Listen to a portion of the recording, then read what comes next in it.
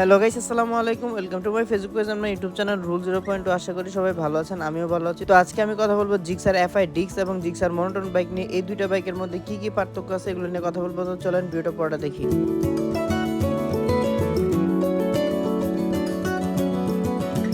মূলত Gixxer monotone বাইকটি হচ্ছে 2018 মডেল এবং জিক্সার যে লেটেস্ট ভার্সনটা 2023 এর নেকেড ভার্সন যেটাকে বলা হয়, এটা হচ্ছে 2023 এর মডেল। কিন্তু দুইটাই ম্যানুফ্যাকচার হচ্ছে 2024। দুইটারই দুইটা করে ভ্যারিয়েন্ট আছে। জিক্সার মনোটনের দুইটা ভ্যারিয়েন্ট, একটা হচ্ছে গ্লোস আর একটা হচ্ছে আপনার ম্যাট। তো ম্যাটের ভিতরে তিনটা কালার হয়, ম্যাট ব্ল্যাক, ম্যাট ব্লু এবং ইয়েলো কালার হয়। আর হচ্ছে গ্লোসি যেটা ওটা হচ্ছে ব্ল্যাক এবং খয়েরি কালার আর হচ্ছে ব্লু কালার হয়। আর এফআই ডিক্স যেটা ওটার কালার হয় তিনটা, একটা হচ্ছে ব্ল্যাক কালার, ব্লু কালার এবং আরেকটা হচ্ছে অরেঞ্জ সিলভার কালার।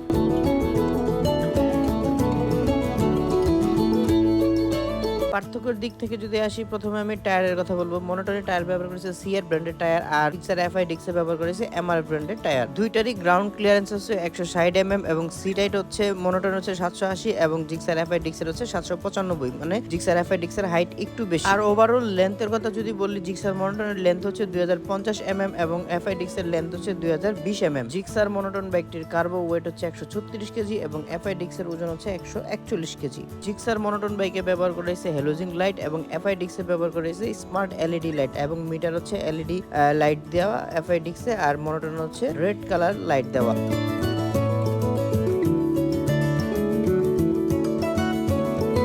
আরেকটা মেইন পার্থক্য যেটা মানুষ সবচেয়ে বেশি ফোকাস করে এই বাইকটির ক্ষেত্রে, এফআই ডিক্সে ডাবল ডিক্স ব্যবহার করা হয়েছে, আর পিছনের ডিক্স সামনেও ডিক্স।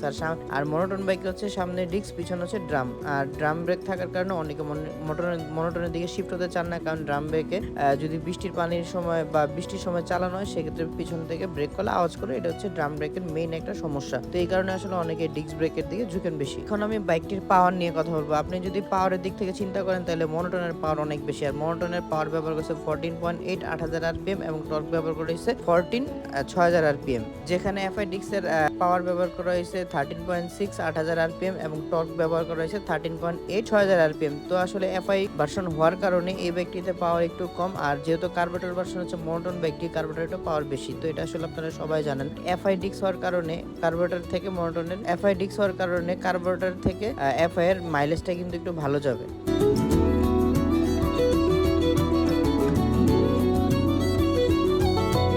টায়ার সেকশন দুইটা বাইকে সেম ব্যবহার করেছে, পিছনে 140 60 17 এবং সামনে ব্যবহার করেছে 100/80। এখন আসেন দুইটা বাইকের প্রাইস নিয়ে কথা বলি। মনোটনের যে ভার্সনগুলো আছে, যেমন একটা হচ্ছে ম্যাট ভার্সন, এটা হচ্ছে গ্লোসি ভার্সন।